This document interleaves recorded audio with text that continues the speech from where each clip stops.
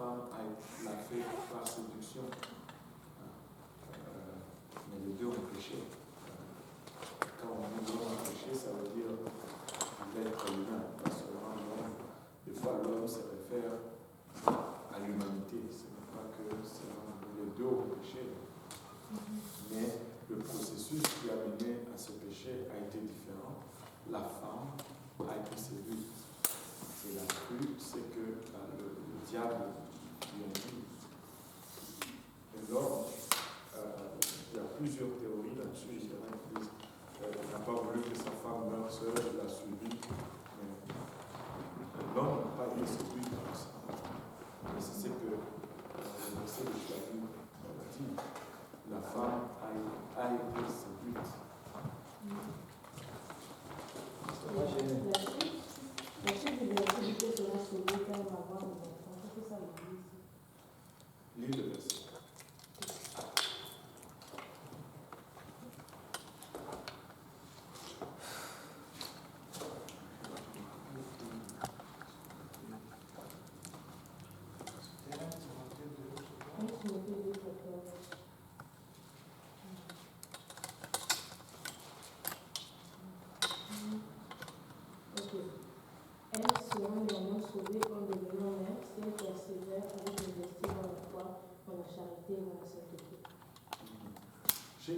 Je me rappelle que j'ai déjà eu à étudier ça, mais ce va dans ma tête là, il faut que je recherche encore un autre. Regarde, quand il dit mais elle sera sauvée en devenant mère, ce n'est pas que si tu n'es pas maman, tu n'es pas sauvé. Ce n'est pas ça. Je pense que ça a plutôt rapport, si je me rappelle, c'est vague. Je ne prends pas note de ça parce que je ne suis pas sûr à 100%, je vais confirmer. Ça a rapport premièrement avec la sémence de la femme. Genèse 3, c'est la sémence de la femme. Il fallait qu'elle enfante pour qu'on puisse avoir le salut. Ça, c'est le premier rapport. Et l'autre chose, si tu regardes, si elle persévère dans la modestie et toutes ces choses, l'homme aussi doit persévérer dans toutes ces choses. Nous ne sommes pas exemptés de la modestie, nous ne sommes pas exemptés de toutes ces choses. Là, il adresse la femme, et c'est tout. Cela ne veut pas dire que l'homme peut être immodeste et être sauvé. Ce n'est pas une exclusivité à la femme, c'est juste ça fait partie du salut pour tout le monde. Je pense que... Pour tout le monde. Oui. Moi, j'ai une question. Non, c'est pas ça. C'est parce que moi j'avais une autre question. Je pense que par rapport à ça, on avait une prédication, le pasteur disait que si c'était Ève seule qui avait mangé le fruit, que Dieu aurait fait ce genre de choses, que la malédiction parte. Si Ève avait seulement mangé le fruit et qu'Adam avait dit non, ça allait être waouh, il y a tout un enseignement là-dedans. C'est comme si. C'est parce qu'Adam a consommé le. Attends un peu. C'est comme tu vois, des fois il y a juste une lumière qui s'allume dans la tête. Et c'est ça. Mais le fait est ceci, si tu regardes vraiment la parole de Dieu, c'est que la Bible dit que le premier Adam a échoué, le deuxième Adam a réussi. Donc, en parlant d'Adam, de Jésus. Maintenant, qu'est-ce que Adam a échoué? C'est que Adam, au lieu de mourir pour sa femme, il a voulu mourir avec sa femme. Mourir avec sa femme. Et c'est ça la lumière qui s'est allumée en moi. Ça, c'est la fausse théorie qu'on dit toujours. Pour aller gagner quelqu'un, il faut aller les chercher, se conformer. Non, si tu fais ça, tu meurs avec ceux qui sont dans le péché. Waouh, ça je veux prêcher là-dessus. Bon, maintenant, comment on veut pour tu restes d'abord sain. Ok. Parce que quand tu restes sain, là tu deviens propice pour être un sacrifice pour eux. Ouais. Parce que si tu es souillé, tu ne peux pas. Jésus est resté saint. Non, mais ils disent pas ça dans ce sens. Il dit, avec les juifs, je me suis comporté comme un juif. Avec les païens, j'ai été comme un Non, juif. non, non, Ça ne non, veut pas non. dire. Non, ça n'a rien à voir. Non, Ah, ils utilisent souvent ces versets. Il dit, si tu veux un poisson, il faut aller dans l'eau. Ah, la canne à pêche. Non, mais tu ne vas pas pêcher ça à partir de la terre. Il faut prendre un bateau. Non, Quand on dit dans l'eau, ce n'est pas non, tu que peux pêcher même de la terre. Tu peux. Écoute, regarde, j'ai la réponse pour ça. J'ai la réponse, vraiment la bonne réponse. Si tu veux un poisson, tu n'as pas besoin de devenir un poisson. Amen. Moi, si tu deviens un poisson, c'est fini. Tu ne peux plus pêcher le poisson. C'est toi qui seras pêché. Tu sais, c'est toi qui seras pêché. C'est ça. C'est ça. Si, au fait, pour conclure, pour fermer la parenthèse, si Adam n'avait pas mangé le fruit, il aurait toujours eu le sang pur. Et s'il aurait été le sang pur, il aurait gardé le sang pur, il pouvait être sacrifié pour sa femme. Il pouvait mourir pour Ève. Il pouvait donner son sang pour Ève. Et il allait mourir, il allait ressusciter. Non, mais est-ce que. Parce que Jésus-Christ est mort pour nous, ok? Oui. Mais jusqu'à aujourd'hui, je ne sais pas si les péchés continuent et puis on est toujours dans le mais la femme est restée tachée comme ça. Et tout ce qui sont tirés de la femme. Non, je ne suis pas sûr que ça allait continuer comme ça. Là. Alléluia, bienvenue. Vous allez bien? Très bien, très bien, très bien. Ça, c'est la sœur de tous. Avec sa sœur. J'oublie toujours le nom. Jasmine. Comment ça va, Mélouse? C'est pas mal. Et Jasmine, elle va bien? Oui, je viens. Super. Et, oui, juste pour finir ce que tu as dit, parce que maintenant ça continue, mais il y a un temps où ça va finir. Moi je pense que si ça s'était passé là, ça serait déjà arrivé. Ok. On n'allait pas prolonger ça jusqu'à maintenant. Ça serait tout différent, ça serait déjà arrivé. Moi je pense. Voilà. L'autre question Oui, en lisant le livre de Genèse, j'ai remarqué que Dieu a. Jasmine et Melouz, là, on fait juste quelques questions avant de commencer. Si vous avez des questions qui vous ont toujours dérangé, on peut en Oui. On dit qu'au commencement, Dieu créa les choses à la terre, Dieu dit que la lumière soit, il a créé l'étendue, il a créé l'eau, il a créé tout ce qui s'y trouvait. Et un peu plus loin, on dit qu'il a créé les animaux. Après les animaux, il a créé l'homme. C'est un nombre de choses. Dans Genèse 2, on dit que Dieu a créé toutes ces choses, après il crée l'homme. Alors Dieu regarde et dit, bon, il n'est pas bon que l'homme soit seul. Alors Dieu forme les animaux. Et puis il regarde et dit, voilà, les animaux, ce n'est pas une semblable. Non. Relis un peu Genèse 2. Il y a quelque chose que je veux juste confirmer. L'Éternel Dieu forma l'homme de la poussière de la terre, il souffla dans ses narines un souffle de vie, et l'homme devint un être vivant. Puis l'Éternel Dieu planta un jardin en Éden, du côté de l'Orient, et il mit l'homme qu'il avait formé. L'Éternel fit pousser du sol des arbres de toute espèce. Ça, c'est chapitre 1. Ça, c'est 2. C'est 2. Et un fleuve sortit d'Éden pour arroser les jardins. Mais non. Oui. Oui. Et de là, il s'est divisé en 4 parts.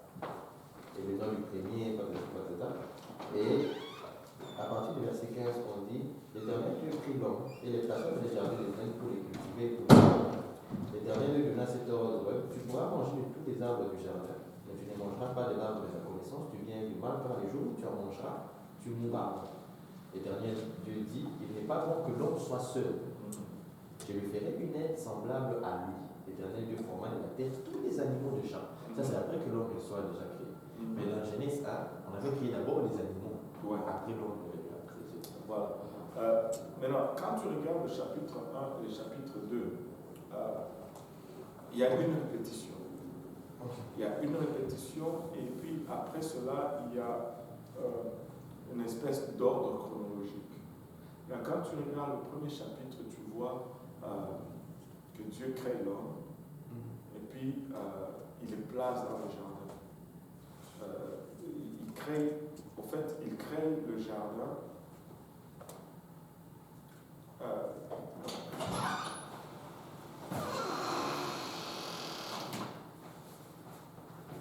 Non, sors encore. Refais là, parce qu'il y a quelque chose qui manque.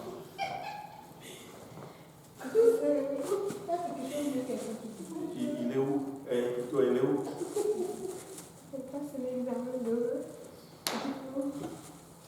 Tu n'es pas entré de la bonne façon.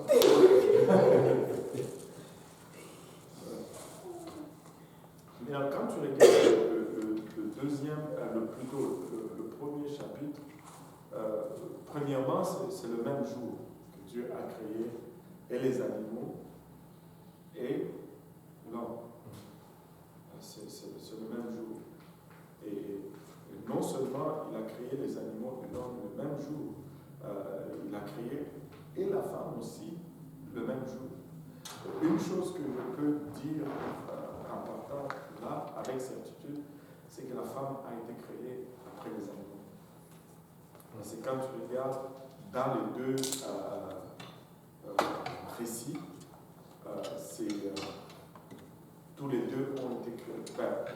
Elle a été créée après l'homme et après les animaux.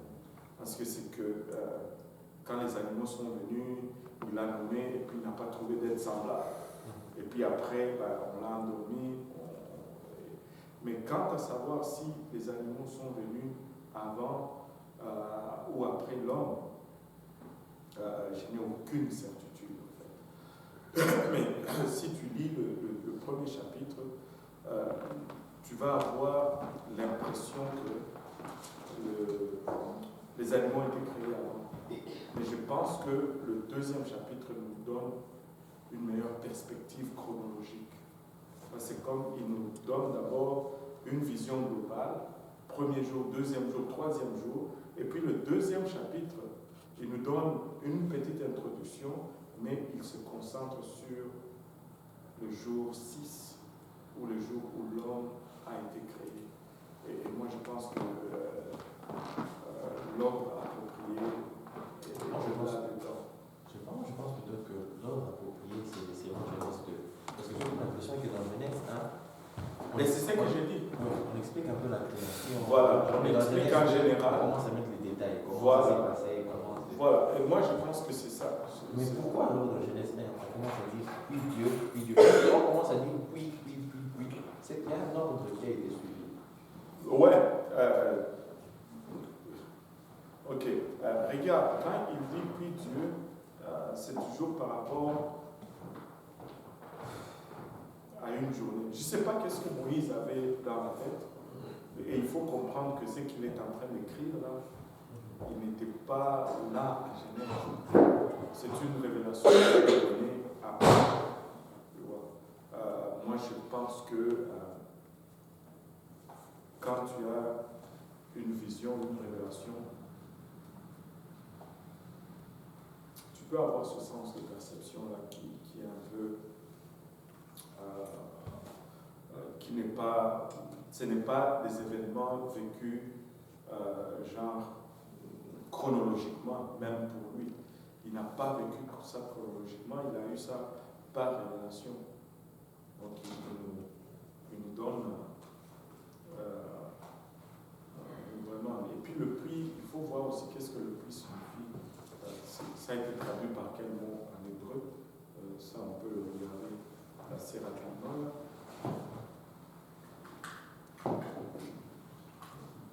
La rédaction des animaux, ça a été fait à son nom au chapitre 1.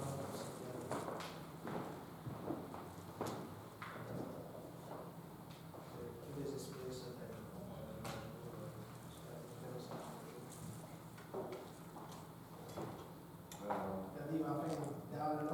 dans l'ordre, ça a été fait au 5e jour, mais l'homme également, c'était créé le jour.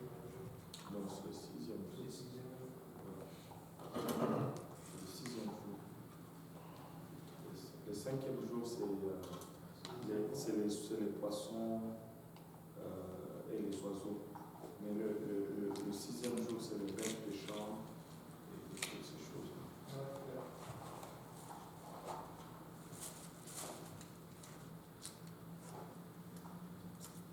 Now, let's regardons. And God said, tu vois,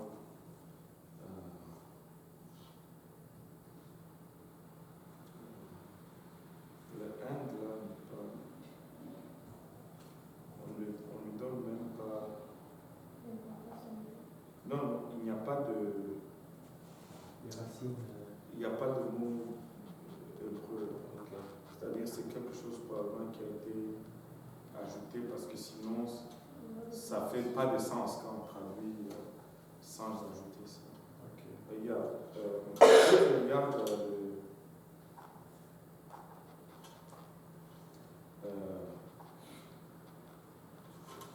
même au commencement, le mot hébreu c'est juste un mot. C'est Raishith, the first. C'est comme premier ou bien au premier, Dieu créa les cieux et la terre.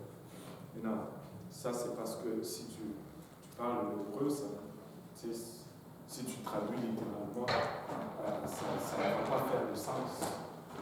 Tu dis premier, Dieu créa, et le premier Elohim, Dieu, tu le mets dans.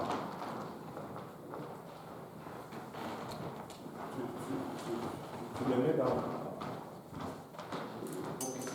Oh! Ah. Bon, merci. De l'os, tu ris. J'ai besoin de lunettes. Elle rit pour essayer de se cacher.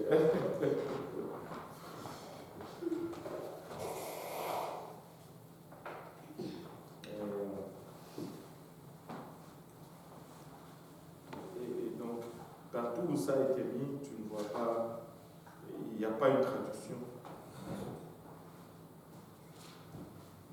Comme par exemple, aussi on dit le jour, le day. Le là, c'est ajouté, c'est pas dans l'original l'article. Donc, parce que sinon, on va dire, ça ne va pas se lire comme il faut. Tu vas dire jour, partie, quelque chose comme ça. Ça va être un parler bizarre. Et c'est ça.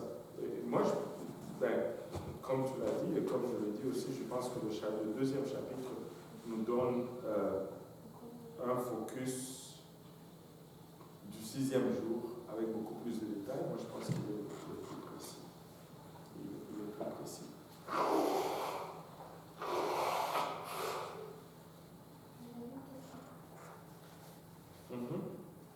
Et il est déjà 20h. Hein. Là, vous prenez mon temps avec les questions. Hein.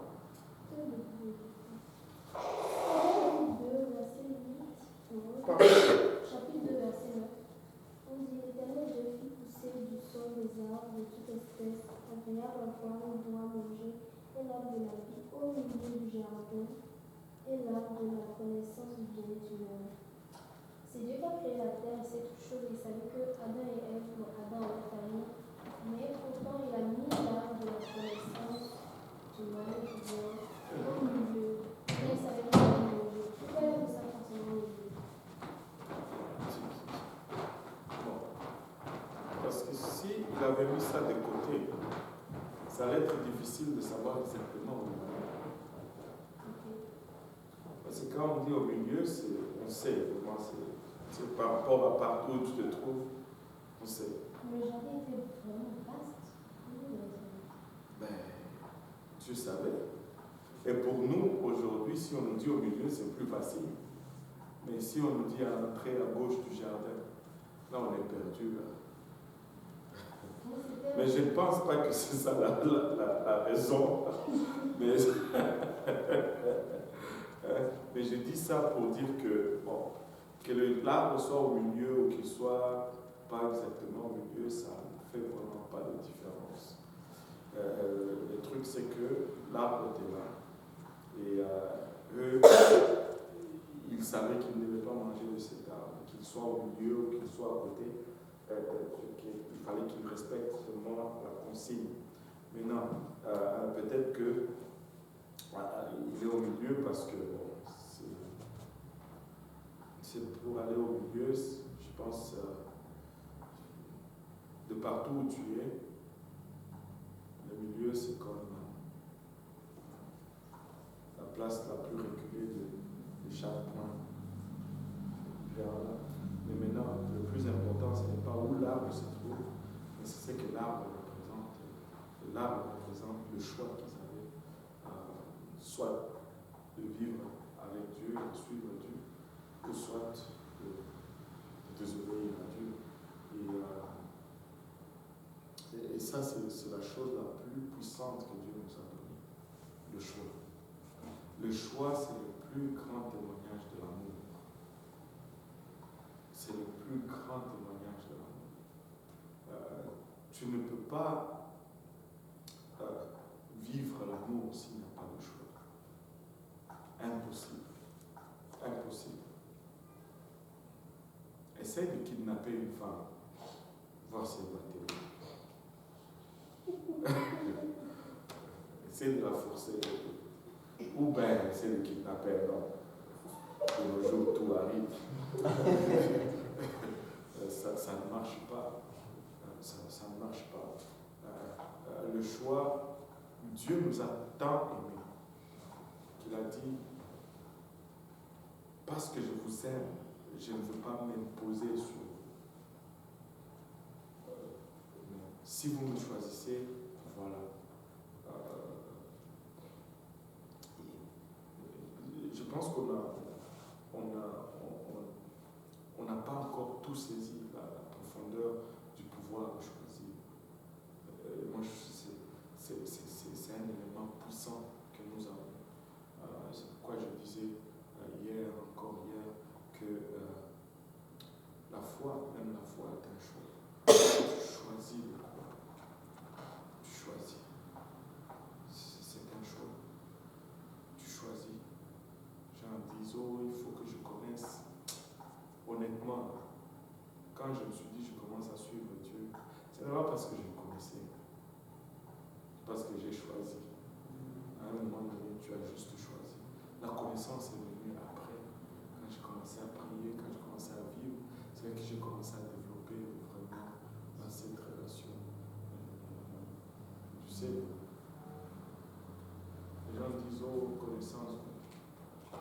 C'est des fois, surtout pour nous les hommes, des fois, plus tu connais, même ça te pousse à ne pas choisir la personne. Ah, si seulement je connaissais. Là, tu découvres tout, tu dis, wow, non, pas ça.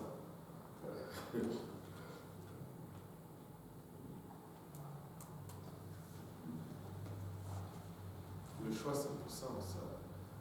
Des fois, ça défie la raison. Ça n'a aucun sens. Mais la personne choisit. On en parlait encore. Tu vois une belle femme, instruite, éduquée, mais qui sort avec un voyou. Tu dis, ça n'a pas de sens. Parce que le choix, c'est plus fort que la raison. Tu sais, les gens qui fument la cigarette, ça les détruit. Mais ils fument quand même, c'est par choix. Les gens qui boivent l'alcool, ils connaissent les effets de l'alcool. Mais ils choisissent quand même. Ça, c'est un délire. Comment connaître ça? Parce que moi, j'ai vu des ces gens de Paul, je dois arrêter, et puis ils vont manger. C'est un choix. C'est bien.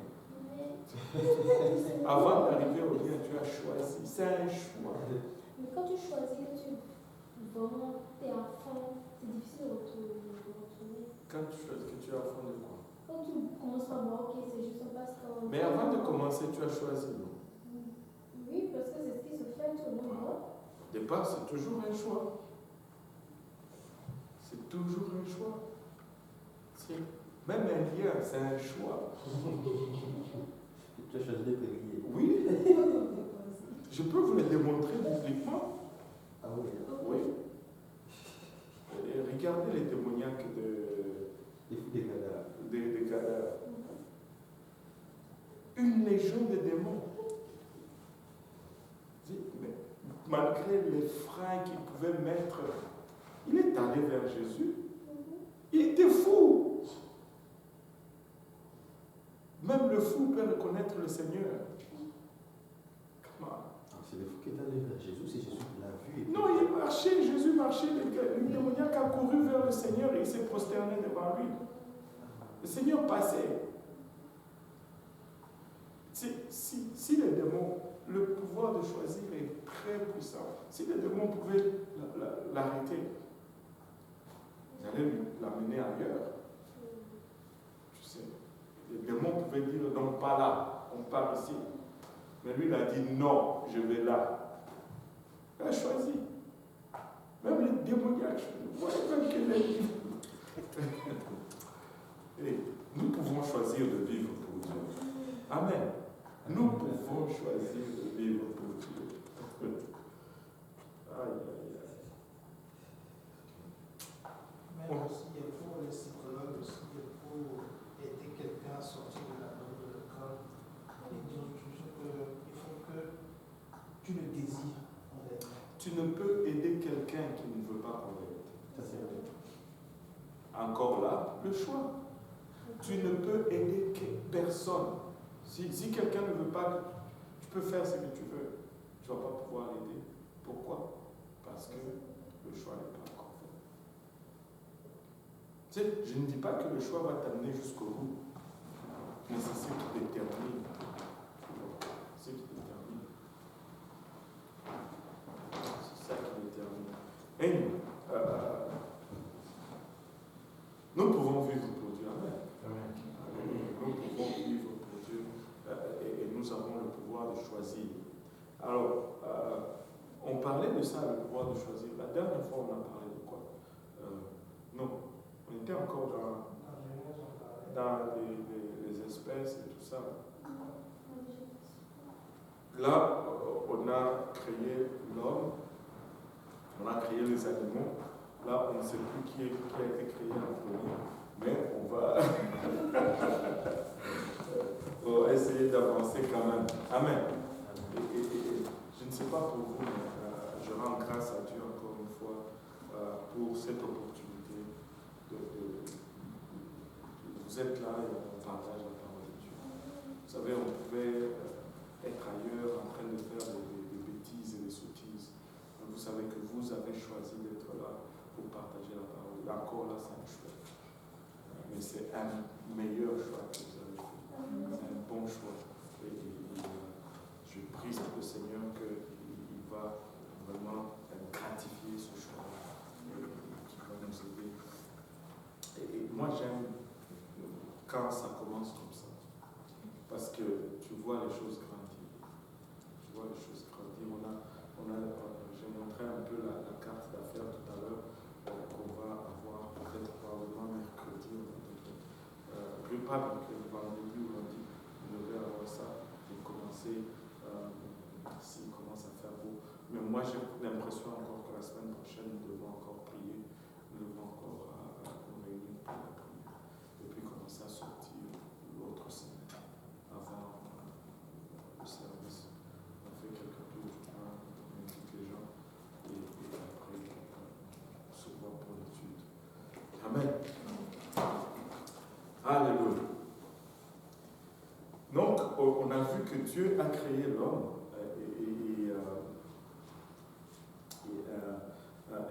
il a créé la terre du néant, il a tout créé.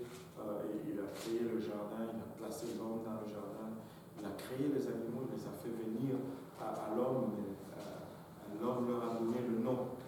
C'est l'homme qui a nommé tous les animaux, car il a vu les lions, il a dit lion. Et on a commencé à l'appeler lion. Quand il a vu le poisson, il a dit poisson. Et on a commencé à l'appeler poisson. Et bon, je ne sais pas s'il parlait français ou il parlait anglais, mais je pense qu'il parlait anglais. Parce que quand on a créé la femme et qu'on l'a réveillée, il a vu la femme, il a dit woman. C'est pourquoi on dit que woman.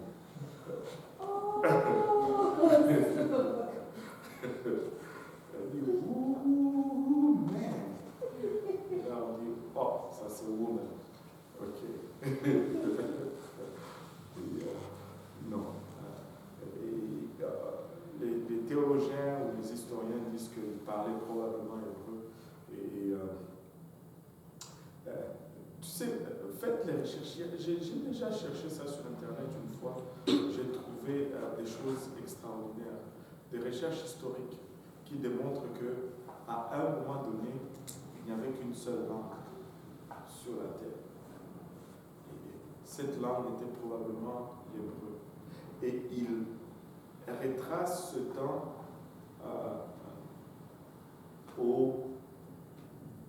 à l'époque de la tour de Babel. Parce qu'ils disent après, plutôt avant la tour de Babel, c'est comme il n'y a rien en fait.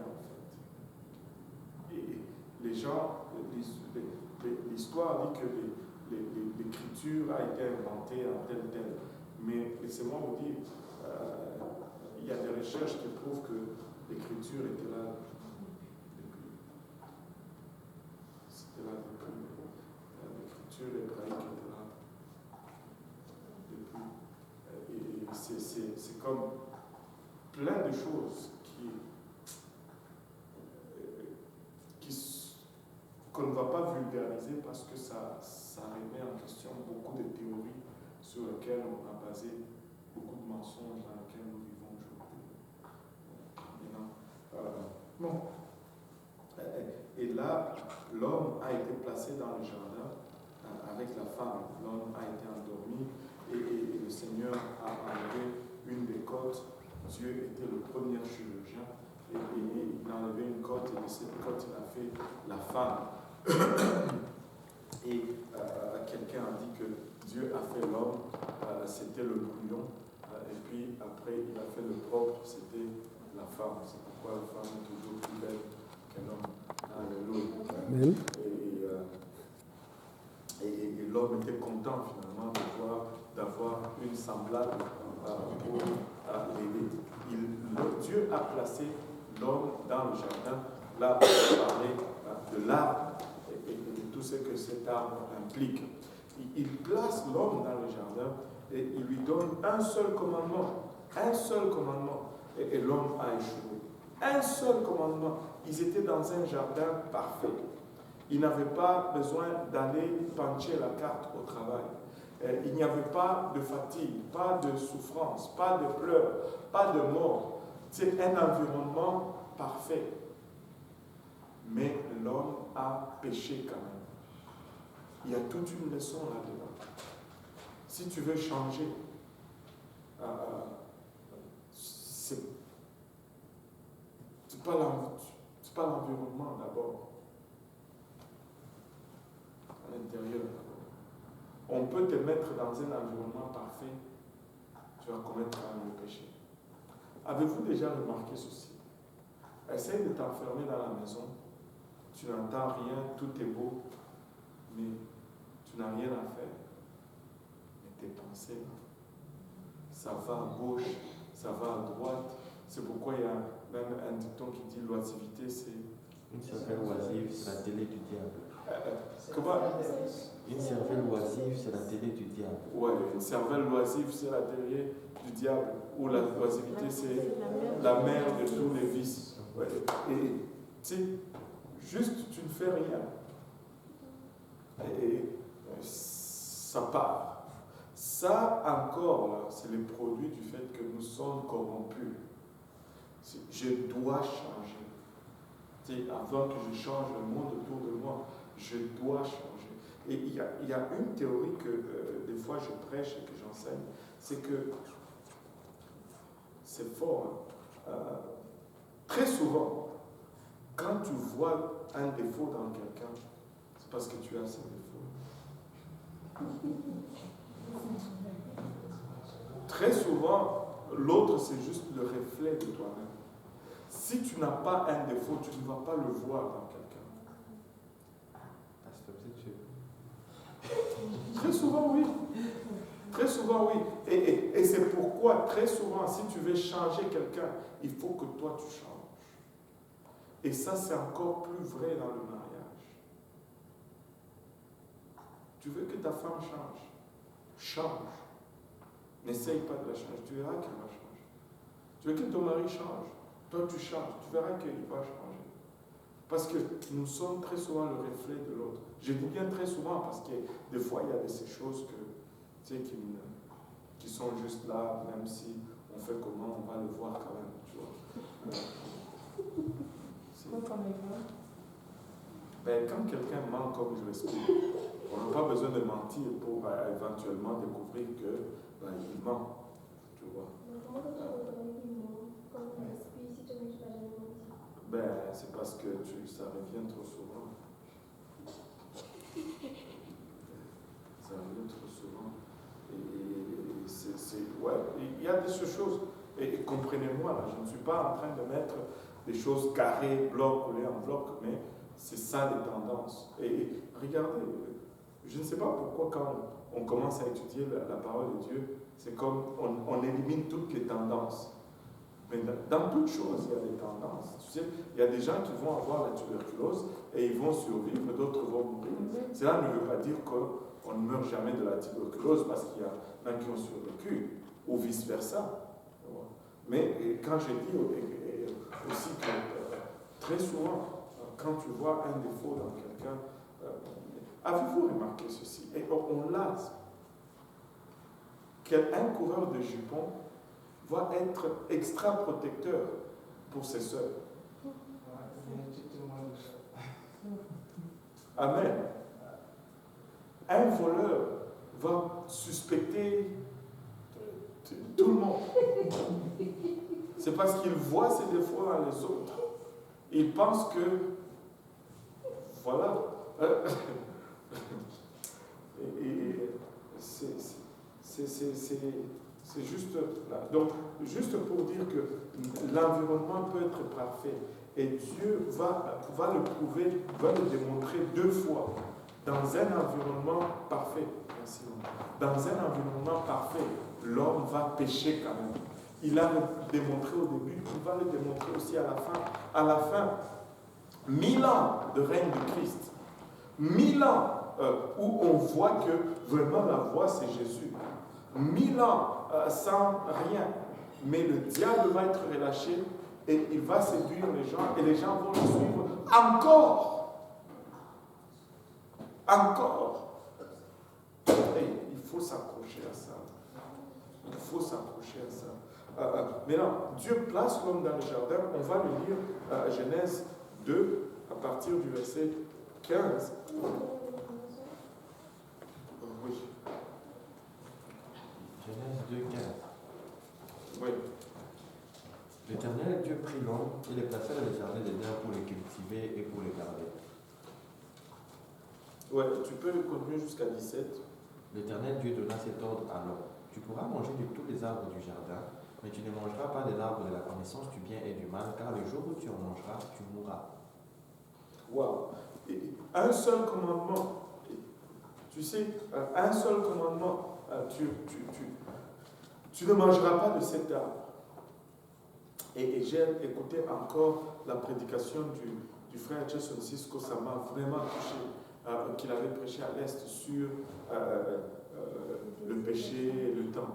Il dit, on nous présente l'arbre de la vie et l'arbre de la connaissance du mal comme si le jardin était tellement grand que l'arbre de la connaissance du bien et du mal, c'était ces grosses tables avec toutes des belles fruits, bien jutés, bien attirants, et que l'arbre de la vie éternelle, c'était juste un petit arbre-là avec des petits fruits non attirants. C'était pas comme ça, là. C'était pas comme ça. La Bible ne dit pas que c'était comme ça.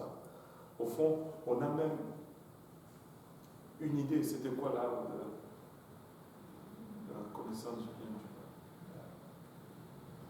C'était pas la pomme, ça, moi je peux vous dire que ce n'était pas la pomme. Ce n'était pas la pomme. Il y a de fortes probabilités qu'on sache c'est quoi.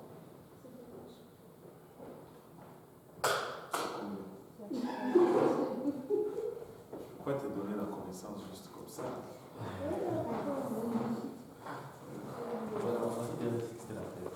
La fraise. Bon, ça c'est. Pourquoi pas? Non, c'était pas là. C'est trop bon. Oui, mais justement, c'est trop bon, ça peut être la bonne. Non, non. Si on regarde dans la tradition et dans la Bible, maintenant, ce n'est pas une certitude, ok? Ce n'est pas. C'est pas une certitude, mais il y a des fortes chances, de bonnes fortes chances. Avançons d'abord.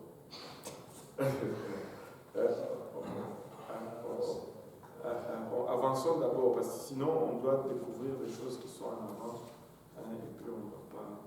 Avançons un peu. Maintenant, ils ont mangé de cet arbre. Vous et moi savons qu'ils ont mangé. Le fait que je me mouche le nez, c'est parce que Adam et Ève avaient mangé le fruit de la connaissance du bien et du mal. Sinon, je n'allais pas avoir besoin de me moucher le nez. Je n'allais pas avoir froid. Hein? Personne ne serait malade. Il y a plein de choses qui découlent de cela. Et comme quelqu'un disait, si le jour que je vais trouver ces deux-là, je vais leur dire deux mots. Mais si tu as cette attitude, probablement tu ne vas jamais le trouver parce que tu vas finir en enfer. Parce que Dieu dit qu'il faut pardonner si tu veux aller au ciel. Il faut pardonner même à Adam et Ève. Maintenant, l'Éternel Dieu les a placés dans le jardin et ils ont mangé. Et le chapitre 3 nous donne vraiment qu'est-ce qui a poussé que l'homme et la femme mangent de l'arbre. Comment ils sont parvenus à manger. Mais avant d'aller cela, adressons plutôt une question qui a été soulevée ici même. Pourquoi avoir placé cet arbre dans le jardin, au milieu du jardin, mais pourquoi l'avoir placé dans le jardin? Si Dieu est omniscient, il savait que l'homme allait manger. Si Dieu connaissait le futur, il savait tout cela. Mais pourquoi ne pas juste mettre l'arbre? Pourquoi ne pas créer cet arbre? Et puis c'est bon comme ça. Si l'arbre n'était pas là, on n'allait jamais en manger. Mais cet arbre est très représentatif. Répondre à cette question, c'est répondre à une autre question qui est celle à savoir pourquoi Dieu nous avait créés. Parce que la raison de l'arbre, c'est vraiment en relation directe avec la raison de la création. Pourquoi Dieu nous a-t-il créés? Dieu nous a créés pourquoi? Il y a plusieurs théories là-dessus et très souvent quand ça va mal, nous commençons à nous poser des questions. Écoutez, il ne faut jamais remettre en question ton existence. C'est quelque chose de très déceptif, c'est une déception. On a toujours tendance à regarder le mal et là on tire une conclusion. Mais regarde, il y a tellement de bonnes choses. Les gens disent, pourquoi Dieu m'a créé si je vais finir en enfer? Si tu vas finir en enfer, ça c'est deuxième étape. Tu peux quand même finir au ciel. Et si je finis au ciel, je suis très content que Dieu m'a créé. Je ne peux pas passer à côté de cela juste pour éviter l'enfer. Ça ne fait aucun sens. C'est juste une déception terrible. Pourquoi Dieu a-t-il créé l'homme? À chaque fois que je pose cette question, très souvent les gens ne savent pas trop quoi répondre parce que ça semble hyper spirituel à répondre à cette question. Mais c'est une question très simple parce que nous sommes créés à l'image de Dieu et nous avons ce pouvoir créateur. Hein. Et quand nous nous observons, nous pouvons voir et déduire pourquoi Dieu a créé l'homme. La chose à laquelle on peut regarder qui est le reflet de la création, c'est quand nous avons des enfants, quand nous utilisons même le terme, nous procréons, la procréation, le fait d'avoir des enfants. Pourquoi est-ce que nous faisons les enfants? J'ai posé cette question presque dans toutes les études bibliques que j'ai faites. Et très souvent, des fois, des réponses qui sortent me laissent perplexe. Les gens vont dire, on fait les enfants parce que Dieu l'a donné comme commandement. J'ai dit, vraiment, c'est dans le souci de respecter le commandement de Dieu que tu as fait tes enfants. Pourquoi est-ce que tu ne respectes pas l'autre commandement qui dit tu ne voleras point? Mais c'est seulement celui-ci que tu veux respecter. C'est quand même spécial. C'est pas. Quand on fait les enfants, même souvent, Dieu c'est la dernière chose à qui on parle, la dernière personne à qui on pense. Ce n'est même pas à Dieu qu'on pense. On fait les enfants pour une raison tout simplement, parce qu'on les aime. Si on ne les aime pas, on ne les fait pas. On fait les enfants parce qu'on aime les enfants. Je connais plein de gens qui n'aiment pas les enfants et qui n'en font pas. Ils veulent vivre pour eux-mêmes, ils vont s'acheter un chien et voilà, c'est fini. On fait les enfants parce qu'on les aime. Et Dieu nous a créés parce qu'il nous aime. Maintenant, qu'est-ce que cela a à voir avec l'âme? Parce que l'amour demande une relation. Et la relation va requérir un choix. S'il n'y a pas de choix, pas de relation. S'il n'y a pas de relation, on ne peut pas vivre son amour. Mais non, c'est très difficile de le voir à première vue comme ça. Qu'est-ce que le choix a à voir à faire là-dedans? Mais quand on le regarde dans notre vie quotidienne, on voit que sans choix, il n'y a pas de relation. Si tu vois sur la cour d'école et que tu vois deux enfants, un qui va voir même pas seulement les enfants, même dans le lieu de travail, si tu vas voir un de tes collègues, tu dis, je vais être ton ami. Si l'autre répond, moi ça ne m'intéresse pas, il n'y aura pas de relation amicale entre vous. Ça prend le choix d'un côté et de l'autre pour qu'il y ait cette relation. Tu sais, mince, la seule personne mariée n'est plus là. On allait lui demander qu'est-ce qu'il a fait pour épouser sa femme. Tu sais, tu ne vas pas chez...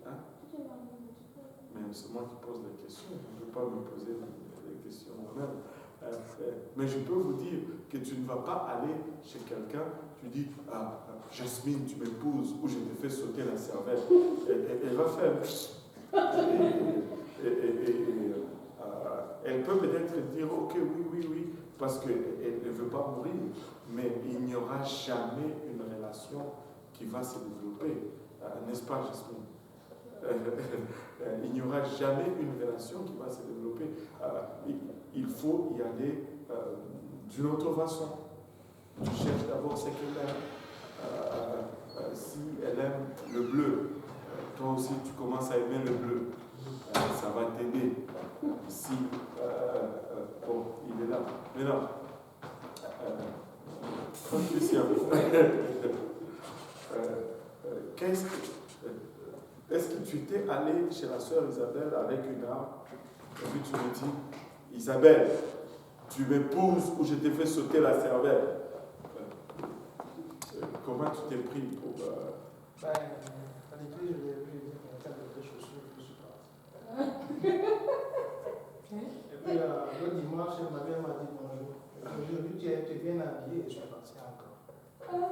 Vous voyez pourquoi il ne faut pas dire à toutes les sœurs tu es bien habillée. Parce qu'il a raison, il faut savoir ce que tu faisais. Et après, bon, ça a été.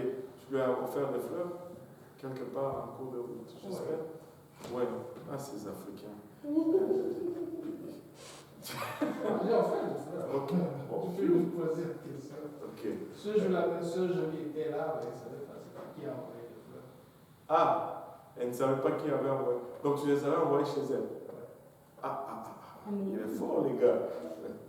Mais comment tu as fait pour avoir son adresse? C'était facile.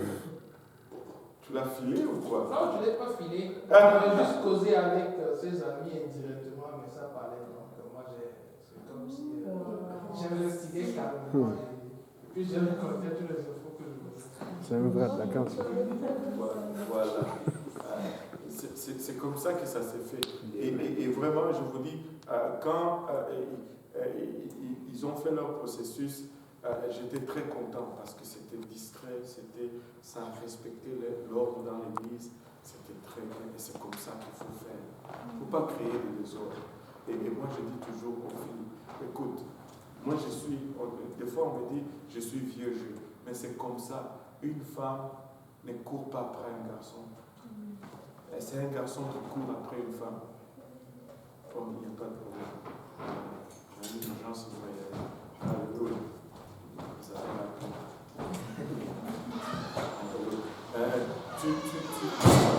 tu restes juste gracieuse. Et tu laisses l'homme courir. C'est ça. Et comment on se retrouve là-dedans? Et le choix. Voilà, le choix. On revient au choix. Mais non, à première vue, on peut penser qu'il n'y avait pas de choix, qu'il n'y avait qu'un seul arbre au milieu du jardin. Mais si on remonte un peu plus haut dans le chapitre 2, on peut voir au verset 8 du chapitre 2, si on peut le lire. Chapitre 2 au verset 8. Oui, 8, 9. Puis l'Éternel Dieu planta un jardin en Éden, du côté de l'Orient, et il mit l'homme qu'il avait formé. L'Éternel Dieu fit pousser du sol des arbres de toute espèce, agréables à voir et bons à manger, et l'arbre de la vie au milieu du jardin, et l'arbre de la connaissance du bien et du mal. Un fleuve sortait d'Éden pour arroser le jardin, et de là il s'est divisé en 4 bras. Le nom du premier bras est Pishon, et c'est lui qui entoure tout le pays de Havila, où se trouve l'or. Ok, on peut arrêter là. Regarde, il dit, puis l'Éternel Dieu, au verset 9, l'Éternel Dieu fit pousser du sol des arbres de toute espèce agréables à voir et bons à manger, et l'arbre de la vie au milieu du jardin, et l'arbre de la connaissance du bien et du mal. Donc, il n'y avait pas seulement l'arbre de la connaissance du bien et du mal au milieu du jardin, il y avait l'arbre de la vie et l'arbre de la connaissance du bien et du mal, c'est qui illustre le choix que l'homme avait à choisir entre la vie éternelle et la connaissance. Et l'homme a choisi la connaissance. C'est le choix le plus ridicule que l'homme ait jamais fait parce que on peut se rendre compte très vite qu'avec l'éternité, on arrive à tout connaître. On arrive à tout connaître. Nous avons même ce principe que pourquoi est-ce qu'on dit que quand tu as les cheveux blancs, tu es sage? Parce que les cheveux blancs sont synonymes d'un temps long sur cette terre. Et donc le temps long implique une accumulation de connaissances. Et si l'homme avait choisi la vie éternelle, moi je pense que Dieu allait nous exempter de l'autre et qu'on allait vivre éternellement avec lui. Et nous pouvons bien nous fâcher contre Adam et Ève, dire que si on les croise, on va leur dire 2 mots. Mais fort nous est de réaliser aujourd'hui que nous avons également le même choix aujourd'hui qui est devant nous. La connaissance ou la vie éternelle. Avez-vous remarqué encore aujourd'hui dans le monde combien on met d'emphase sur la connaissance et combien on enlève l'emphase sur la vie éternelle? Allez à l'église. Si tu y vas, essaye même même si tu vas une fois par semaine, si le service dure plus d'une heure, c'est comme c'est exagéré. C'est exagéré. Vous commencez à quelle heure? À 13 heures. Le service finit à quelle heure? Je me demande toujours pourquoi on demande à quelle heure le service finit. On ne sait jamais à quelle heure le service finit. Il n'y a pas une heure que tu peux calculer et dire on vise toujours à finir avant 4 heures. Mais le service peut commencer à 13h30 et finir à 15h. Il peut finir à 14h30.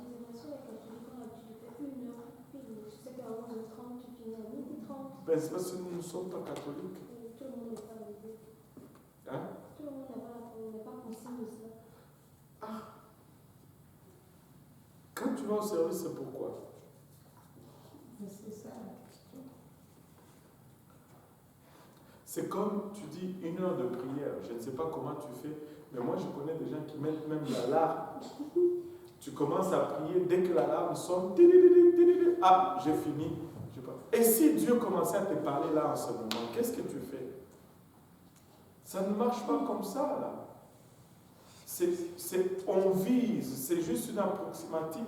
Tu sais, des fois tu peux être là, tu commences à prier, mais tu as des jours où tes idées vont ici et là, et c'est seulement les 5 dernières minutes là que tu rentres maintenant dans la présence de Dieu. Qu'est-ce que tu fais? Puis pouf, tu pars. Parce que ça a sonné l'alarme. Je me suis déjà trouvé avec quelqu'un, on a partagé la parole, j'ai dit, ok, si des fois tu dis juste comme ça, prions pour 15 minutes et puis après on va aller évangéliser. Ok, 15 minutes, pas. Il a dit le chrono 15 minutes. J'ai dit, oh, qu'est-ce que j'ai dit? Et puis après 15 minutes, je dis, aïe. En fait, quand j'ai dit 15 minutes, c'était juste une façon de parler que prions un peu. Et puis après, on va évangéliser. Ça peut être, des fois, ça peut être même 10 minutes. Des fois, tu entres comme ça, puis, et puis tu sens que bon, ça y est, partons, c'est 10 minutes, on part. On ne doit pas attendre que 15 minutes arrivent. C'est vraiment ça. Alors,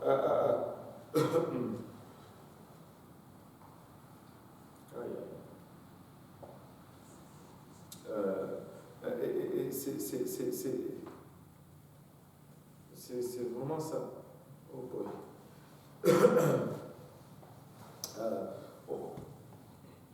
On a toujours le choix. Dieu, dès le commencement, il nous a donné le choix.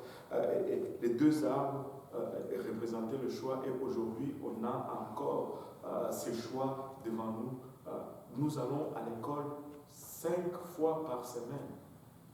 5 jours par semaine. Mais on ne se plaint pas. Mais on va à l'église 1 fois par semaine. Si on y va même chaque dimanche, même si on arrive à y aller chaque dimanche, vous savez, l'école, c'est la connaissance. L'église, c'est la vie éternelle.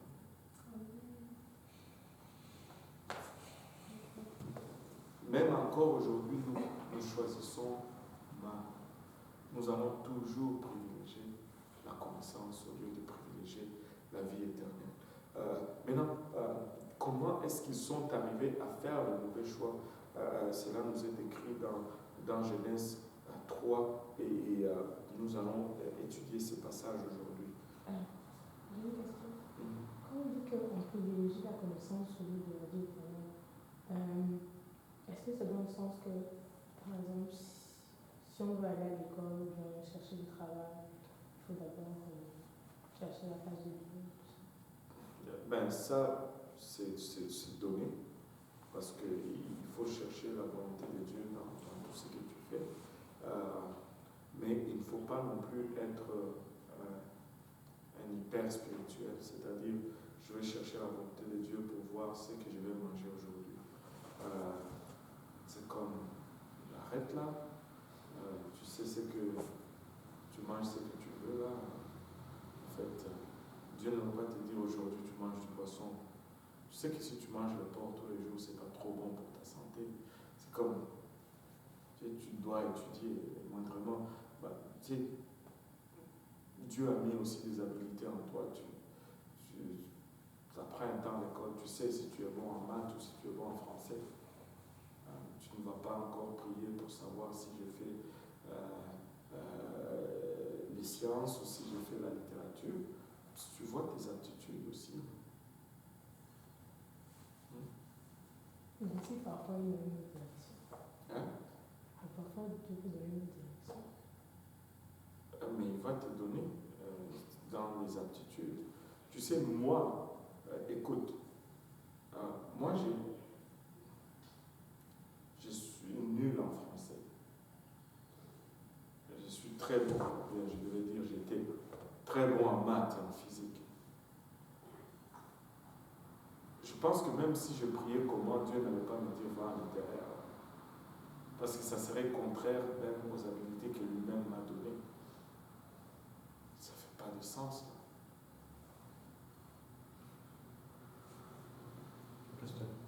Moi j'avais un ami qui était bon en tout. Alors des gens comme ça, c'est normal qu'ils prient pour savoir parce qu'il a l'embarras du choix. Ben, c'est justement, qu'il prie là. Mais moi je n'avais pas l'embarras de choix. Et la plupart d'entre nous, nous n'avons pas l'embarras de choix. Tu sais, c'est comme tu dis, on te donne un plat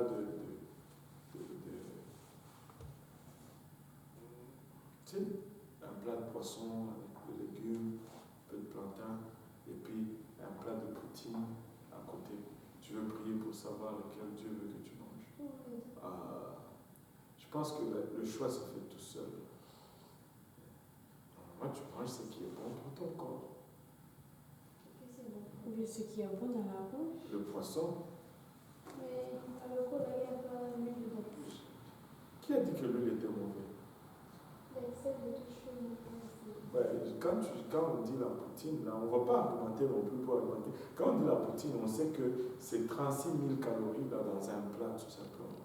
Et quand tu manges le poisson, on sait que ce n'est pas la même teneur en calories. Tu sais ce que tu es en train de faire. Là. Tu ne vas pas me dire que c'est la même chose. Là. Si on va argumenter là-dessus, là, qu'un plat de poisson cuit dans l'huile, c'est la même chose qu'un bol de poutine. Tu sais,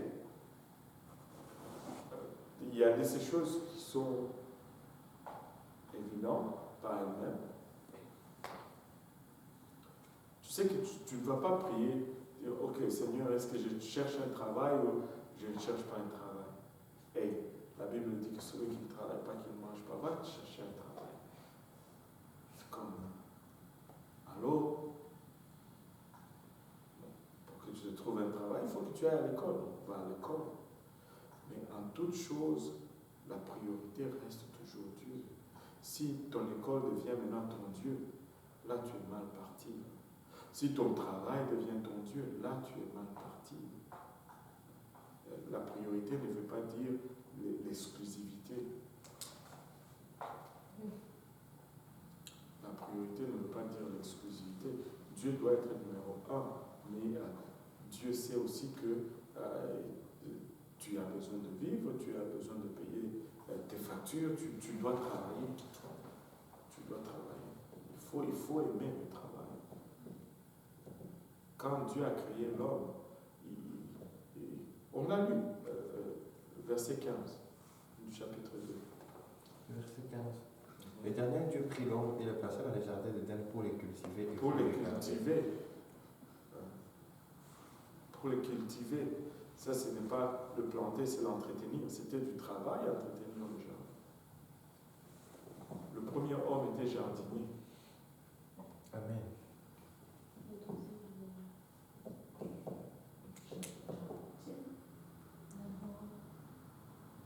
Le deuxième, Mais là, comment l'homme est tombé? Genèse 3, on va lire ceci. À partir du verset 1 jusqu'à 6. Les serpents étaient les plus rusés de tous les animaux de champ. L'Éternel Dieu avait fait. Il dit à la femme, Dieu a-t-il réellement dit, vous ne mangerez pas de tous les arbres du jardin? La femme répondit au serpent, nous mangeons du fruit des arbres du jardin. Mais quant au fruit de l'arbre qui est au milieu du jardin, Dieu a dit, vous n'en mangerez point et vous ne toucherez point de peur que vous ne mouriez. Alors le serpent dit à la femme, vous ne mourrez point. Mais Dieu sait que le jour où vous en mangerez, vos yeux s'ouvriront et que vous serez comme de Dieu connaissant le bien et le mal. La femme vit que l'arbre était bon à manger et agréable à la vue, et qu'il était précieux pour ouvrir l'intelligence. Elle prit de son fruit et en mangea. Et elle en donna aussi à son mari qui était auprès d'elle, et il en mangea. Wow. Maintenant, lisons aussi le verset 7. Les yeux de l'un et de l'autre s'ouvrirent. Ils connurent qu'ils étaient nus, et ayant cousu de feuilles de figuier, ils s'en firent des ceintures. Et non, les gens disent que c'est, il y a de fortes probabilités que le fruit de la connaissance du bien et du mal, c'était le figue. La première indication, c'est que quand ils ont péché, ben, ils ont pris le feuille de figuier, parce que c'était l'arbre sur lequel ils se trouvaient. Maintenant, deuxième indication, on le trouve dans les évangiles. Jésus qui rentrait dans la ville, il voit un arbre, un figuier, et il est allé pour y manger du fruit, mais il n'y trouva pas du fruit parce que ce n'était pas la saison. Et il a maudit le figuier. Il y a quelque chose de pas normal là-dedans. Jésus qui est Dieu, ne savait-il pas que ce n'est pas la saison de figuier? Et quand il a maudit le figuier, qu'est-ce qu'il a dit? Que personne ne mange plus de ton fruit. Il a maudit le figuier, pas parce qu'il n'y avait pas de fruits, parce que ce n'était pas la saison, mais c'était en référence au jardin d'Éden. Je pense que, si on peut regarder,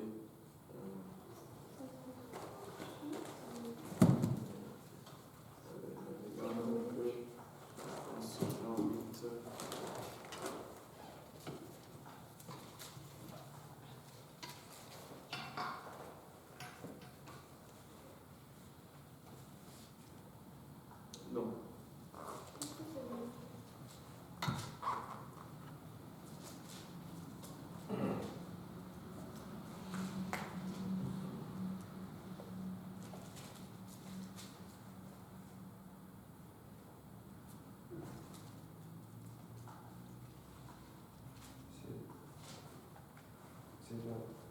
C'est dans Marc 11.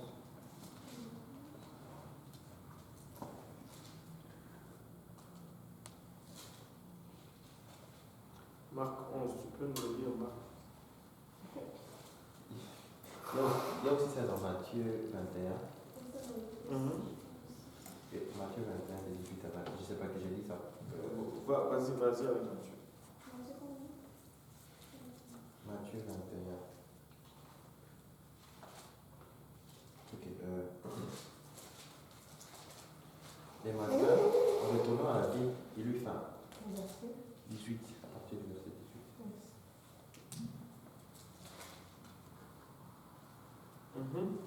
Les matins, en retournant à la ville, il eut faim.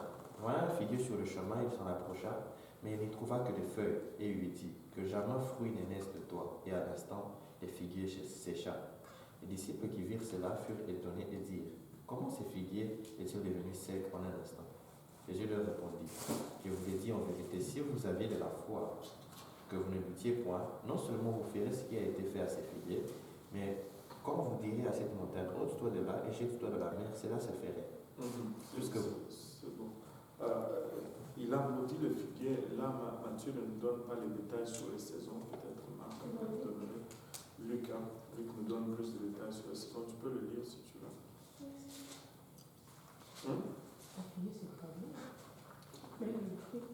Non, ça n'a rien à voir. Tu peux manger tous les figues que tu veux, c'est bon. Oui, mais là, ce n'est plus ça. C'était la désobéissance qui était un problème. Mais Marc donne les détails ici. Marc donne le détail. Ben, vas-y, shoot-nous.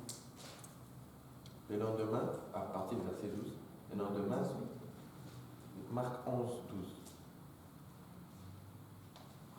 Le lendemain, après ils furent sortis de Béthanie, Jésus eut faim. Apercevant de loin un figuier qui avait des feuilles, il alla voir s'il y trouverait quelque chose. Et s'en étant approché, il ne trouva que des feuilles, car ce n'était pas la saison des figues. Ce n'était pas la saison des figues. Moi, je pense que Jésus connaissait les saisons. En tout cas, il n'y a pas de doute. Je sais que Jésus connaissait les saisons. Même en s'approchant de ces figuiers-là, il savait qu'il n'y avait même pas un fruit là-dessus. Là. Mais ce n'était pas plus pour faire une démonstration, pour enseigner sur la foi, genre tout ce que vous déclarez. Mais si tu ne doutes pas, tu verras la chose s'accomplir. Mais alors, pourquoi toute la description des fruits et tout ça? S'il pouvait juste, pour faire la démonstration, il pouvait juste faire avec n'importe quel arbre. Oui, parce qu'il y avait plusieurs figuiers, c'était le seul lequel s'est approché. Parce qu'avant la saison, les figuiers doivent pousser comme un truc de, j'ai oublié le nom, ça, un truc, ça pousse. Et si ça doit pousser avant que les feuilles ne sortent. Mais si les feuilles sortent avant, ça veut dire que tu ne peux plus donner de fruits à la saison des figuiers. Ouais, ça, je ne sais pas. Je sais moi, que... j'avais fait comme mon travail de pause dessus et j'avais comme. C'est ça que j'avais traité. C'est ça, parce que ça, c'est presque toutes les plantes. Il faut que les fleurs sortent. Et c'est les fleurs qui vont éventuellement produire le fruit. Mais quand le feuillage est dense, ben, il n'y a pas de fleurs. Il n'y a pas de fleurs. L'affaire, ce n'est même pas le processus.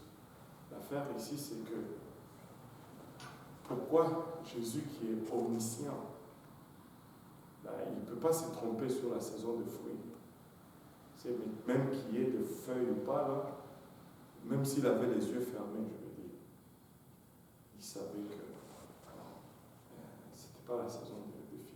C'est comme si moi je vais chez nous, très souvent je regrette quand je vais au mois de juillet, ce n'est pas la saison des mangues. Il n'y a pas de mangue.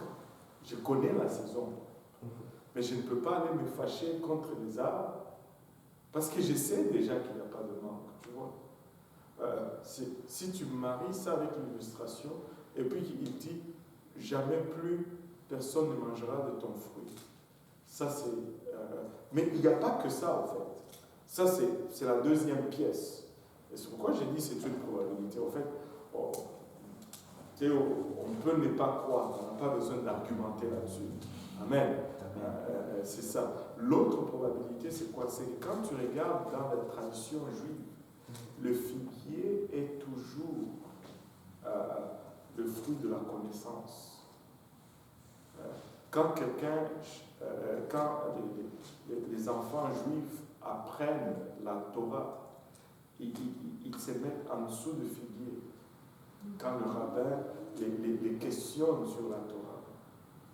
Et quand ils réussissent, ils montrent qu'ils ont connu. Le rabbin va prendre un fruit mûr et il va littéralement effacer l'ardoise avec le jus de figuier. Et là,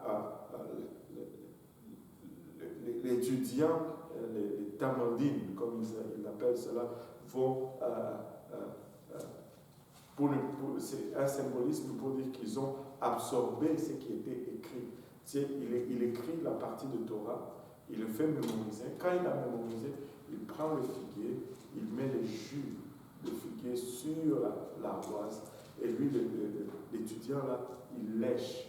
Et comme c'est le jus de figuier, c'est doux, c'est d'un doux extraordinaire. Et là, ils vont citer le psaume qui dit « Venez et goûtez combien l'Éternel est bon ». C'est tout le symbolisme là. Et des fois, quand le tamandine connaît, il va lui donner le figuier pour symboliser la connaissance qu'il a acquis. Et l'autre place, c'est Nathanaël. au moment de se questionner, ça c'est dans Purpose Institute aussi, il était assis en dessous du figuier. Parce que c'est là où tu vas chercher toujours la connaissance dans la tradition juive. Et il y a de fortes probabilités que c'était le figuier, mais cela ne veut pas dire qu'on ne peut plus manger de figues aujourd'hui. Tu peux manger autant de figues que tu veux, il n'y a plus cet interdit. Il n'y a plus cet interdit. Oui. Est-ce que pour le figuier, on ne pourrait pas dire un peu la parole du figuier, que... Non, ça, c'est pas une parabole. Non, mais comme Une histoire. C'est pas une parabole, c'est vrai. Une parabole, c'est une histoire qui n'est pas réelle. Okay. Ouais. Donc, on peut dire que Dieu, en même temps, il est bon, il est juste, mais aussi, il revient aussi pour juger, pas seulement pour sauver le monde. Mais c'est ce qui induit beaucoup de gens en erreur, en fait. Parce que Dieu, il est juste, il est bon, mais il est aussi juste. Ouais, c'est-à-dire, mais c'est toi qui vas choisir qu'est-ce qu'il va être pour toi. Si tu choisis la miséricorde, il va être bon, il va être miséricordieux. Mais si tu choisis le jugement, tu rejettes la miséricorde, il ne reste que le jugement. Et si tu choisis la miséricorde, tant mieux pour toi. Mais si tu rejettes la miséricorde, il reste que le jugement. Les gens vont dire Dieu n'est pas un Dieu méchant. Non, ce n'est pas Dieu le problème, c'est nous. Parce que nous avons le pardon ou le jugement. Mais si nous rejetons la miséricorde, il ne nous reste que le jugement. Et il va exercer le jugement parce qu'il est juste. Sinon, il serait un Dieu injuste. Alléluia. Maintenant, on va lire Genèse, non, on l'avait lu, on va le disséquer un peu rapidement. La Bible nous dit que le serpent était le plus rusé de tous les animaux de champ que l'Éternel Dieu avait fait. Il dit à la femme, Dieu a-t-il réellement dit, vous ne mangerez pas de tous les arbres du jardin? J'aime cette phrase parce que ça me permet d'améliorer un peu mon français. Regardez ceci. Nous avions étudié à l'école. Je m'en suis rappelé. Ça, c'est la forme de cette phrase. C'est une phrase. Il y a deux éléments dans cette phrase. Et quand on était intelligent à l'école, on disait une phrase interro-négative. Il faut dire interro-négative. Il ne faut pas juste dire négative. Parce qu'il y a un point d'interrogation à la fin. C'est une phrase interro-négative. Ça, c'est la belle époque. Pardon? Le négatif. Ouais. À cause du nœud. Ouais. Ne pas, c'est quand il y a la forme négative là-dedans. Maintenant, c'est une phrase interro-négative. Il dit à la femme, Dieu a-t-il réellement dit, vous ne mangerez pas de tous les arbres du jardin? Écoute, si tu saisis ceci, tu t'évites beaucoup de troubles et tu dévoiles, tu démasques l'adversaire dans plusieurs choses. La première des choses, c'est que l'ordre de Dieu était positif. Nous l'avons lu presque 2 fois. Dieu a dit, vous mangerez de tous les arbres du jardin. Et lui dit, est-il vrai que Dieu a dit, tu ne mangeras pas de tous les arbres du jardin? La phrase de Dieu était positive, avec une exception. Mais quand lui vient, il vient par la voie négative. Quand ça devient trop négatif, des fois, il faut vraiment examiner d'où ça vient. Dieu ne travaille pas dans le négatif. Dieu travaille dans le positif. Tu ne feras pas ça, tu ne feras pas. Non, je ferai ça, je ferai ça. Et regardez, en plus de cela, il dit, Dieu a dit, vous ne mangerez pas de tous les arbres du jardin. Le jardin était grand. Le jardin était grand. 100 000 pieds carrés. Non, 100 000 de longueur. 1 000, c'est 1,6 km. Ça veut dire 1600. Non, c'est 160. 1,660. C'est 160. 160 km de longueur, 160 km de largeur. C'était ça le jardin d'Éden. C'est grand. C'est comme un jardin qui part d'ici, qui dépasse 3 rivières. 3 rivières, c'est 130 km. C'est grand. Imagine tout ça, plein d'arbres. Et l'homme n'avait même pas de vélo à l'époque. Donc pour arriver au milieu, ça prenait du temps avant d'arriver au milieu. Ça, c'est juste moi qui l'imagine. Mais il y avait plein d'arbres. Et ils pouvaient manger de toutes ces choses. Les mangues, les oranges, les bananes, les noix de coco, les ananas, ça c'est pas dans l'arbre. Anyway, les ananas, on va dire aussi, c'était des fruits.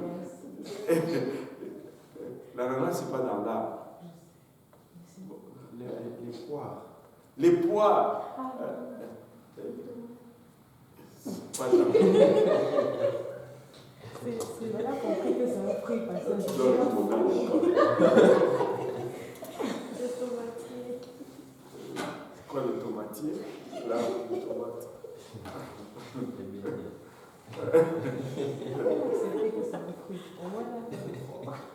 Il y avait tous ces bons fruits qu'ils pouvaient manger.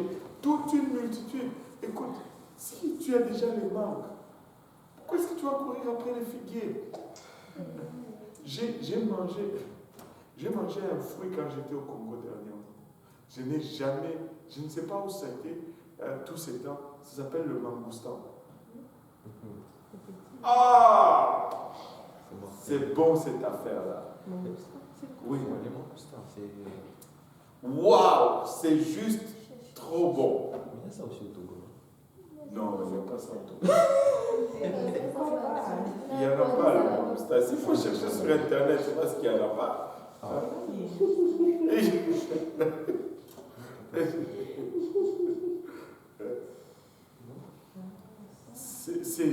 C'est très bon.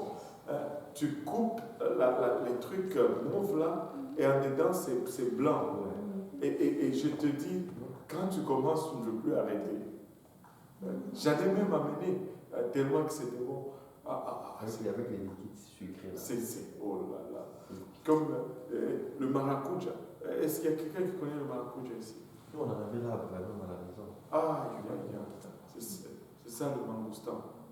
Le maracuja, c'est le fruit, ils appellent ça fruit de la passion. C'est très bon. C'est très bon. Tu as toutes ces choses. Chez nous, là, il y a des mangues qui sont... C'est la grosseur de ta tête. Là. Et c'est ça. Il y en a qui sont gros comme ça, qui sont parfumés. La peau va rester verte en tout le temps. Mais tu coupes à l'intérieur, c'est orange. Hey! Mélouse, je te dis, là, ça, là, tu en manges un ou une, je veux dire, tu es bon pour la journée. Ah non, je retourne beaucoup. Je retourne beaucoup. Mais il y avait toutes ces choses qu'il pouvait manger. Et regardez, toutes ces choses positives qu'il avait accès, le diable lui fait oublier tout cela. Mais le seul arbre qu'il ne pouvait pas manger, c'est celui-là que le diable lui amène toute sa concentration. Écoutez, on va être très ouvert et direct.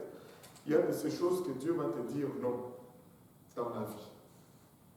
Il y a de ces choses que Dieu va te dire non. Mais il y a tellement de choses que Dieu nous laisse faire. Dieu nous donne, dans lesquelles nous pouvons avoir du plaisir. Mais le diable veut toujours nous concentrer sur ce que Dieu nous dit de ne pas faire. Avez-vous remarqué que lorsque vous êtes venu à l'église, la première des choses qu'on a commencé à vous dire que, oh, si tu vas dans cette église, on va te dire que tu n'as pas le droit de faire ci. Tout le monde fait ça. Même avant qu'ils te disent que c'est un secte, ils vont te dire, ah, si tu vas dans cette église, on va te dire que tu n'as pas le droit de faire ceci. C'est ce que le diable a fait. Adam, plutôt Ève, Est-ce que c'est vrai que tu n'as pas le droit de manger tous les arbres du jardin? Maman Nanga, il y avait combien d'arbres dans ce jardin-là? Mais un seul arbre qui n'avait pas le droit de manger, ça devient l'arbre qui donne la direction à toute la question. Ça devient l'arbre, c'est le seul arbre à changer l'ordre positif de Dieu en une question négative. Un seul sur le millier d'arbres qu'il avait. 160 km fois 160 km. Ils ont dû se déplacer tous les aussi. Ça, je ne sais pas. Pourquoi des tout en général? Les qui sont allés là-bas. Ils sont allés là-bas. Maintenant, des fois, nous nous perdons à nous concentrer sur ce que Dieu dit de ne pas faire, que nous oublions ce que Dieu dit de faire. Et pourtant, si nous faisons ce que Dieu nous dit de faire, si nous nous concentrons à faire ce que Dieu dit de faire, nous allons bien réussir. C'est comme si le diable, vous savez, c'est vraiment l'illustration. Quand tu aimes ta femme et que tu te maries, et quand tu te promènes sur la rue, ton idée en tête, ce n'est pas « Oh, je ne dois pas regarder les autres femmes, je ne dois pas regarder les autres femmes ». Non. Tu ne vis pas comme ça. Mais c'est comme ça que le diable veut que tu vives. Mais par contre, tu vis différemment. Tu dis « J'aime ma femme, je regarde ma femme. » Et en regardant ma femme, je ne regarde pas les autres femmes. En faisant ce qui est positif, tu évites ce qui est négatif. Mais le diable veut que ça soit l'envers. Tu ne vis pas en évitant « Ah, je ne fais pas le péché, je ne fais pas le péché. » Non, non, non, non. C'est pas comme ça qu'on vit. On ne vit pas comme ça. On vit en faisant ce que Dieu nous demande de faire. Et quand on fait ce que Dieu demande de faire, on est correct, on évite automatiquement le péché. On vit en cherchant à plaire à Dieu. On ne vit pas en cherchant à éviter le diable. C'est pas, si on est tout le temps en train de penser au diable, ben là, ça ne marche pas. Là. Ça devient une vie misérable. Ça devient une vie de lien. Nous vivons pour Dieu. Nous marchons dans l'amour avec Dieu. On aime Dieu. Et on fait tout simplement ce que Dieu demande de faire parce qu'on l'aime. Maintenant, vous ne mangerez pas de tous les arbres du jardin. La femme répondit au serpent. Ça, c'est aussi une autre chose. Il ne faut pas engager une conversation avec le diable. Il vient, il te bombarde des idées, chasse-le. Ne commence pas à argumenter avec lui. La femme répondit au serpent, nous mangeons du fruit des arbres du jardin. Mais quant au fruit de l'arbre qui est au milieu du jardin, Dieu a dit, vous n'en mangerez point et vous n'y toucherez point, de peur que vous ne mouriez. Regardez ce qui se passe ici. La femme dit, Dieu a dit, vous n'en mangerez point, jusque-là c'est bien, et elle dit, vous n'y toucherez point. Dieu n'a jamais parlé de toucher à l'arbre. Ça, c'était son ajout à elle. Et puis, elle dit, de peur que vous ne mouriez. Je n'étais pas bon en français, mais je me rappelle encore ceci. Si on dit de peur que tu ne meurs, c'est une probabilité. Mais quand Dieu dit le jour que vous en mangerez, vous mourrez, c'est une certitude. Et quand tu pars d'une certitude à une probabilité, tu as enlevé quelque chose. Donc elle a ajouté et elle a enlevé. Et le diable savait qu'il était mal barré. Et il assène le coup fatal. Il dit,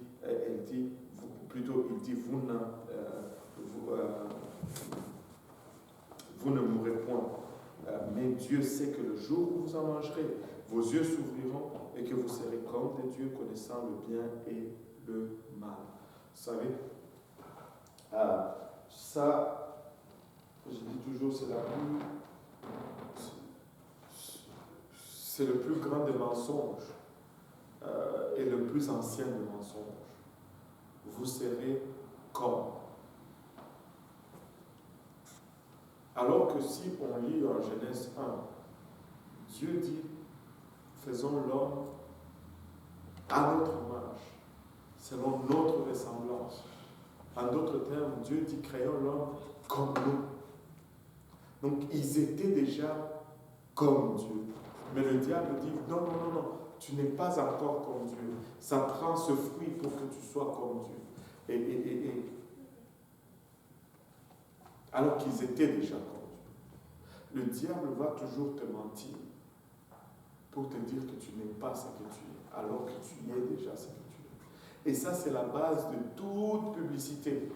Toutes les publicités dont on se sert pour vous vendre quoi que ce soit, c'est toujours à base de si tu as ça, tu vas être comme ça.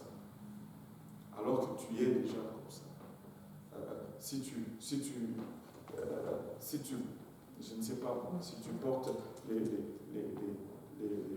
c'est quoi les habits en Encore? les habits à la mode là, les marques à la mode, les faubourgs. Vous ne savez même pas c'est quoi. Pélé. Même ça, vous ne connaissez pas.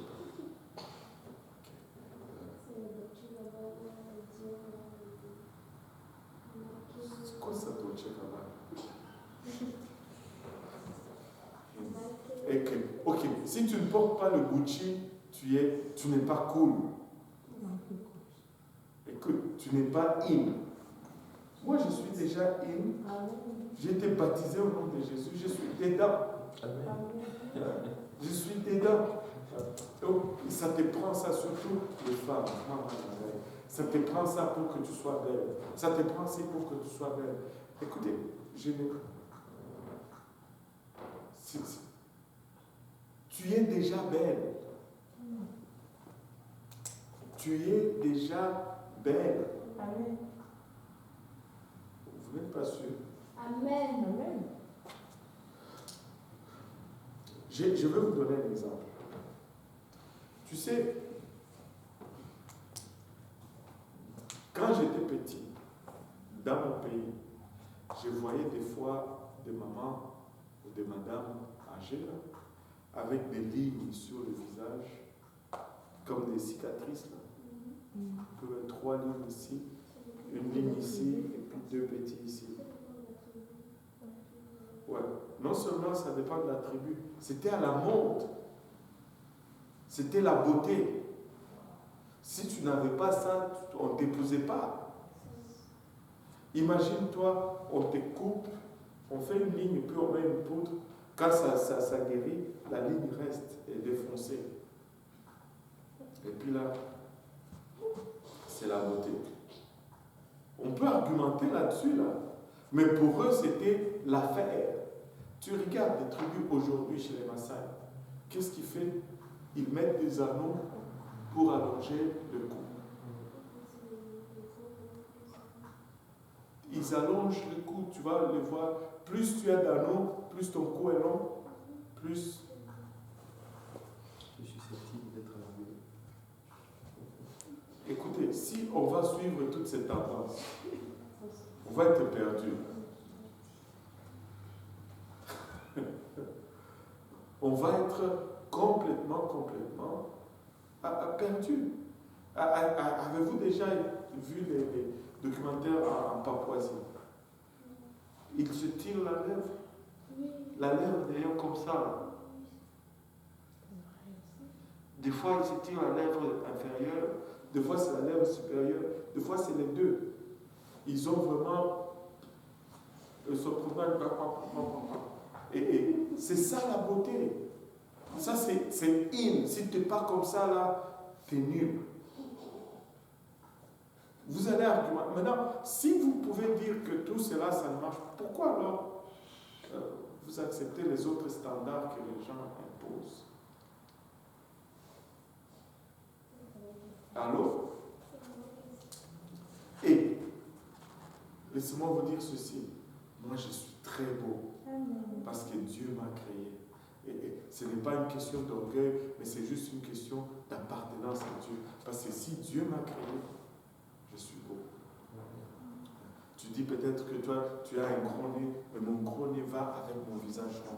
Ça va avec mes joues, ça va avec mes oreilles. Dieu les a placés comme ça. S'il m'avait donné un petit nez comme Loretta, ça allait faire bizarre dans mon visage. Ça allait faire bizarre.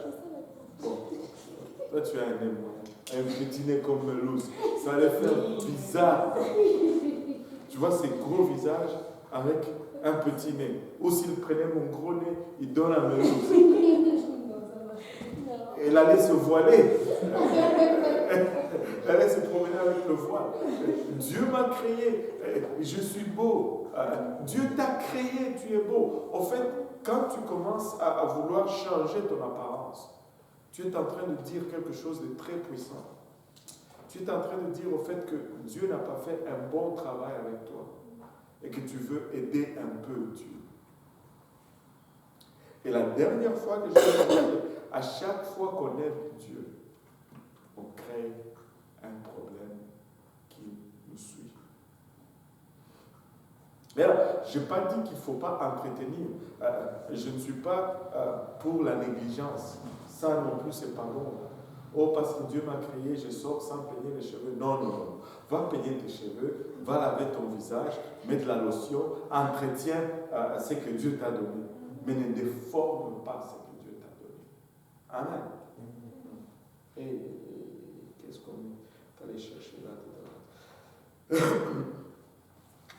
La femme vit que l'arbre était bon à manger, agréable à la vue, et qu'il était précieux pour ouvrir l'intelligence. 3 choses. Et ce sont là les 3 voies par lesquelles toute tentation que nous allons vivre va venir. Maintenant,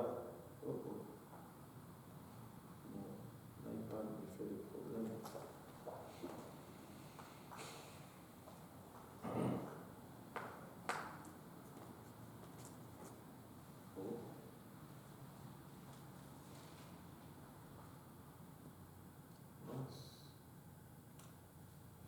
Ok. On va essayer de décider ça après. Maintenant, toute tentation que l'homme va subir va venir par ces 3 voies. Le Seigneur lui-même a été tenté dans les 3 voies quand il a jeûné pour 40 jours et 40 nuits et qu'il est sorti de son jeûne. Le diable l'a rencontré et la première chose c'est tentation. Est-ce que c'est quand il jeûnait ou c'est quand il est sorti de l'eau après son baptême? La Bible nous dit après avoir jeûné. Après avoir jeûné, il avait faim. Et le diable est venu le tenter. On va regarder les tentations la semaine prochaine, parce que là il est déjà 21h16. On va regarder les tentations la semaine prochaine, mais on va arrêter là aujourd'hui au verset 6. Les 3 voies de tentation. Agréable à manger, bon à la vue, bon à manger plutôt, agréable à la vue, et précieux pour ouvrir l'intelligence. Nous allons toujours être tentés.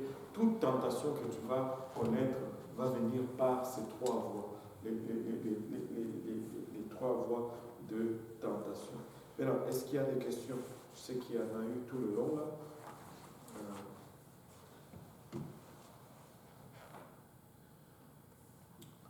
Est-ce qu'il y a des questions? S'il n'y a pas de questions, on va se lever, on va prier.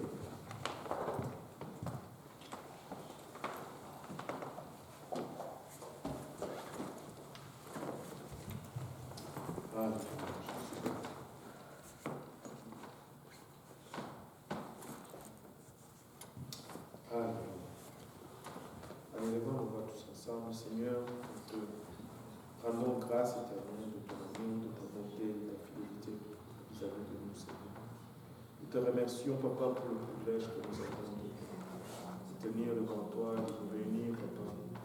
Merci, Papa, pour chaque personne sur le terme de nos voix. Merci pour chaque demeure représentée ici, chaque famille qui est représentée ici. Je prie, Seigneur, que ta main, Papa, soit étendue vers nous, que tu nous montres ta face, Père, que tu gardes et que tu accompagnes chacun de nous ici présents sur notre chemin de retour. Père, peu que nous avons partagé, nous prions, Papa, que tu le préserves, que tu le protèges dans nos cœurs, afin que ça puisse germer, produire le fruit et que ce fruit nous conduise jusque dans la vie éternelle. Papa, garde-nous pour le restant de la soirée, garde-nous pour le restant de la semaine, jusqu'à ce que nous allons nous rencontrer encore à la prochaine fois, Seigneur. Nous prions encore pour ce quartier, même alors que nous allons quitter, Papa, que ta présence reste, Seigneur. Papa, que ta gloire, Papa, continue à reluire dans ces lieux. Papa, que de ces lieux, tu puisses, Papa, générer une station, Papa, de salut pour les âmes, Seigneur. Un lieu de transformation, un lieu où les gens du quartier vont venir et voir ta lumière, Papa. Un lieu d'où les ténèbres de ce quartier vont commencer à être repoussées. Un lieu, Père, alléluia, où ceux qui ont été, Papa, déçus par la vie vont être renouvelés, reprendre confiance. Un lieu où, Papa, les abandonnés vont être retrouvés, Papa, les délaissés vont être réconsidérés, Seigneur. Aide-nous, Seigneur Jésus-Christ, à accomplir cela. Papa, par l'honneur, plutôt par la voix de ton esprit, Seigneur Jésus-Christ, aide-nous, Papa, et pour nous. Ce sera toujours un honneur d'être à ton service. Au nom de Jésus, nous prions encore une fois, l'action de grâce dans nos cœurs. Disons tous au nom de Jésus. Au nom de Jésus. Aide-nous, Seigneur. Amen. Et il va nous aider. Il va nous aider. Serrez la main de votre voisin, de votre voisine, avec un sourire.